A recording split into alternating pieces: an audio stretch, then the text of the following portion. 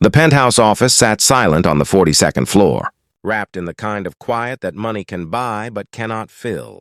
Outside the floor-to-ceiling windows, the city sparkled with 1,000 lights, each one representing someone heading home, someone with somewhere to be. But inside, Margaret Chen remained at her desk, the glow of her computer screen casting pale shadows across her face. It was 7:30 in the evening. Most of the building had emptied hours ago. Margaret preferred it this way. The silence, the solitude, the absence of expectations. As CEO of Chen Industries, she had built an empire from the ground up. She had everything she had ever worked for: success, recognition, power.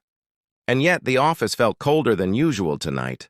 She stood, stretching her tired shoulders, and walked toward the small kitchen area adjacent to her office. She needed coffee, strong and black the way she always took it. The way she had taken it through countless late nights, endless negotiations, and lonely weekends. That was when she saw it.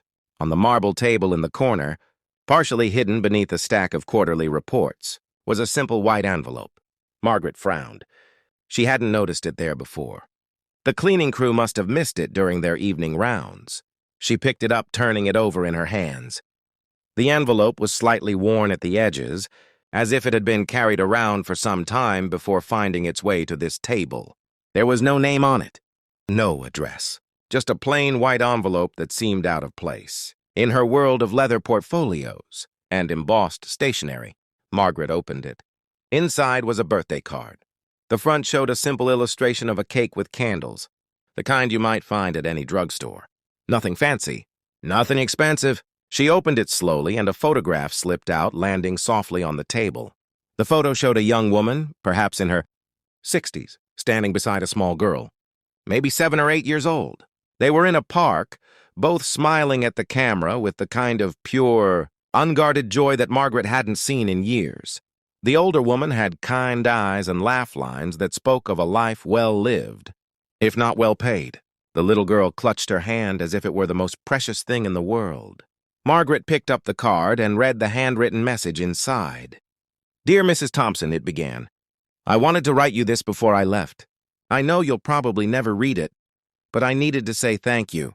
Thank you for letting me care for Emma these past 3 years. Thank you for trusting me with the most important job anyone could have, loving a child who needed love." Margaret's breath caught. This wasn't meant for her. This card was intended for someone else entirely. But she kept reading, unable to stop. "I know you work very hard. I know you think Emma doesn't notice your long hours, but she does. She told me yesterday that when she grows up, she wants to be just like you, strong and important. She loves you so much, Mrs. Thompson. I hope you know that." The message continued. "I'm leaving because my daughter needs me now. She's sick, and I need to care for her the way I've cared for Emma.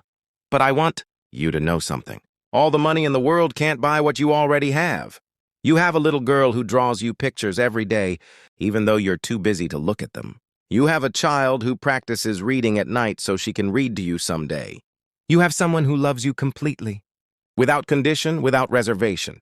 Margaret felt something unfamiliar sting her eyes. She blinked rapidly, trying to clear her vision.